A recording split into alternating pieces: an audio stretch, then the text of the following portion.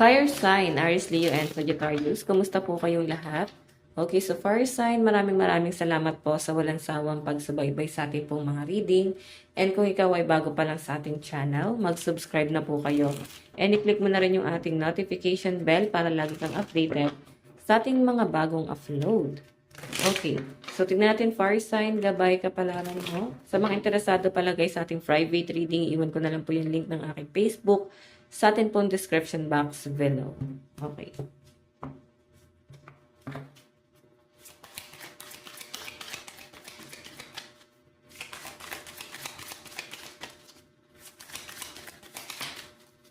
So, fire sign, nakikita ko na parang hinahanap ngayon ng ibang fire sign yung parang peace of mind nila.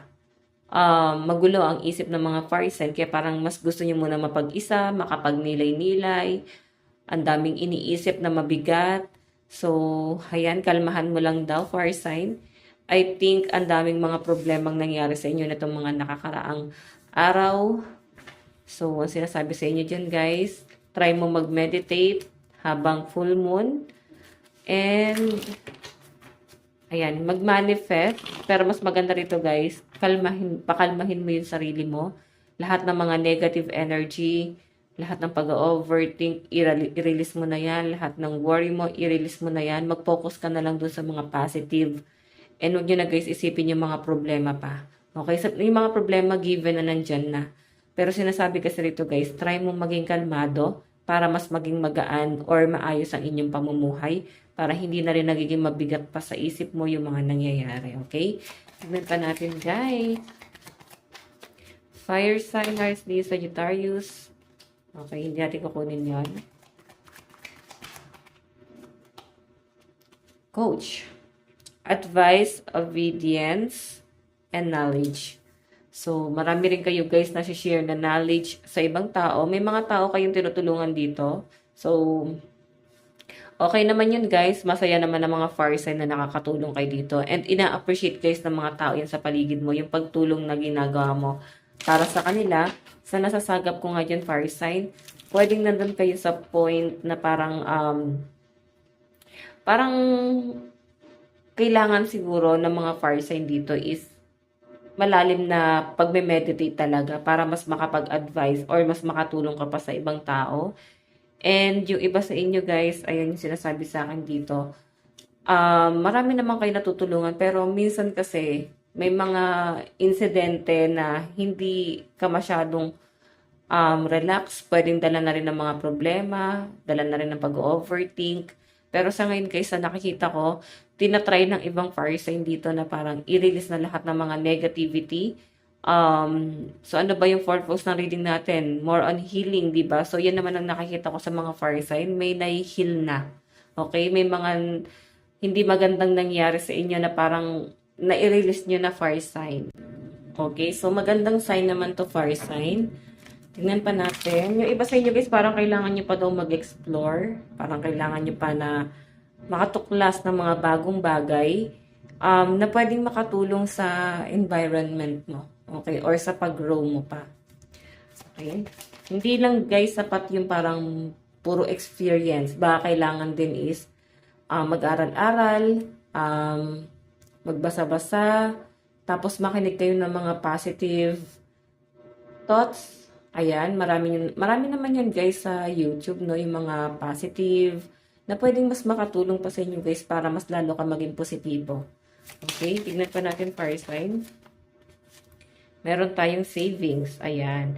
So, fire sign nakikita ko dito, baka ito yung kailangan yung i-ano ng person mo. Pagtuunan ng pansin, yung pag-save. Okay, pag-iipon. Meron tayong evidence. Okay. So, may nakikita kasi ako guys, ito parang naikukumpara eh. Okay. Sige, clarify natin guys. Ano po itong calm?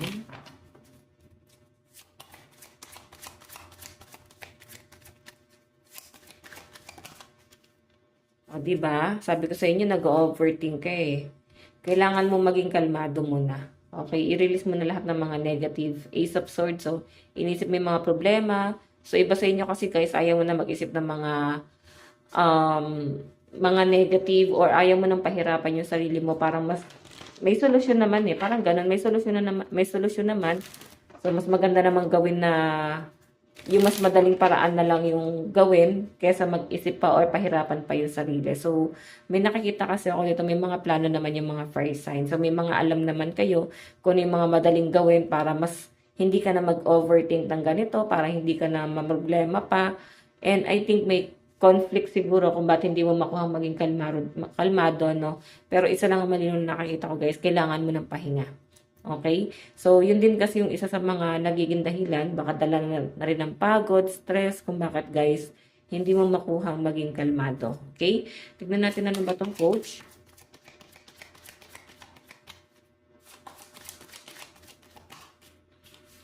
Meron tayong Page of Wands. So, nakikita ko naman dito, guys, na parang mas, kumbaga may gumising sa inyo, parang ganito ha, natulog ka pansamantala, nakalimutan mo yung responsibilidad mo. So ngayon parang bigla kang ginising na parang mag-focus ka dito sa career na to. Mag-focus ka sa pinupurso mo kasi wala na dito yung focus mo. Pwedeng ibang bagay na yung iniisip mo. So pansamantala lang na yung mga fire sign dito, guys, na wala ka dun sa wisyo. So ngayon, guys, malinaw na pinapakita sa akin dito na parang ready ka na ulit, game ka na ulit na gampanan yung mga responsibilidad, especially sa source of income, kasi mas siya, guys, sa trabaho talaga. Okay, parang meron kayong biglang na-realize na, ano bang ginagawa ko? Kailangan ko palang mag-focus dito. Nalilihis kayo ng landas. Tignan natin ano ba tong savings. Ano ba yung savings? Meron tayong Knight of Cups. Okay, since naka-reverse sa kanina tumalsik to, so feeling ko, guys, parang nandun naman yung pagkakaisa. Okay, kahit papano, guys, nakakapag-provide naman yung person mo. Kahit papano gusto kanyang tulungan sa financial mo. Okay, so fire sign ang pinapakita sa akin dito, since Knight of Cups dito, parang kailangan habaan mo pa yung pasensya mo kung hindi ganun ka ayos yung dali ng pera ng partner mo. Or pwedeng ikaw, or pwedeng parehas kayo, guys, hindi nagiging maayos since gusto niya naman na makapag-ipon kasi may iba kang plano.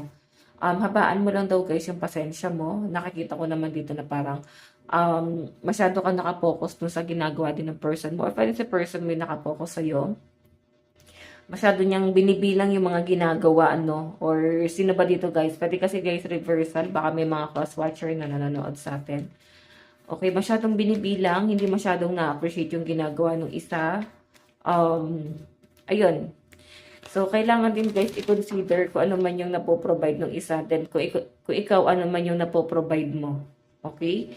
So, kailangan, guys, i-consider nyo rin kung ano yung nagagawa naman ng bawat isa. Baka naman, guys, kasi alam mo yon, nagagampanan naman yung responsibilidad. Hindi lang, guys, gano'n na-appreciate. Dahil nakapokus kayo dun sa savings or nakapokus yung person sa savings, mas ito yung kino-consider. Tignan pa natin ano itong evidence. Ano po yung evidence? So, meron tayong 8 of Pentacles. Ayan. Yung iba sa inyo, guys, kasi balisa. Ang dami nyo, guys, kailangan bayaran, pagtuunan ng pansin. So, patungkol sa bahay, siguro iniisip nyo, no? May iniisip ka dito na bahay, baka nagpapagawa ka ng bahay, may binabayaran kang bahay, or pwedeng bahay mo nun. Bahay mo nun. Or baka, ayan, basta may bahay dito. May naalala ka. Then, may na-sense din ako, guys, na gamit. Siguro may mga fire sign dito na parang may nakaligtaan kayong gamit, may namimiss kayong gamit, parang kailangan yung kunin or pagtuunan ng pansin. Ayan. So, tingnan pa natin, guys. Meron tayong 6 of Wands. Ang dami nyo na, guys, na na-achieve.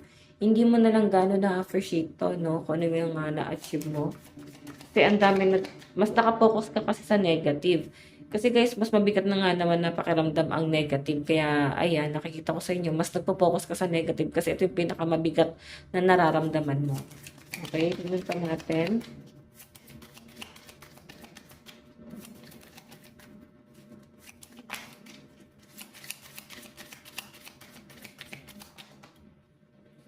Ayan. So, meron tayong 4 of Swords and King of Wands. Mental overload, sanctuary, and solitude. Baka may mga fire sign dito na gusto mo na mapag-isa.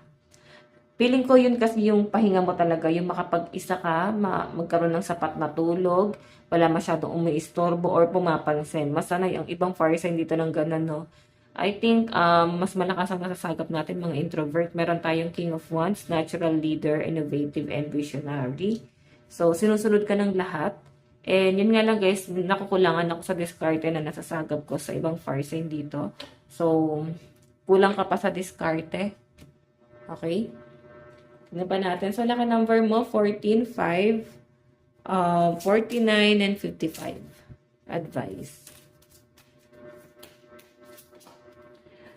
Okay. Where there a will, there's a way. Where there's a will, there's a way. So, feeling ko guys, ang sinasabi rito is, kahit na hindi ganun kaganda yung mga dinadaanan mo, may maganda pa rin na mangyayari. Kailangan mo lang mahanap yung right path mo. Or diretso lang yung tingin, no?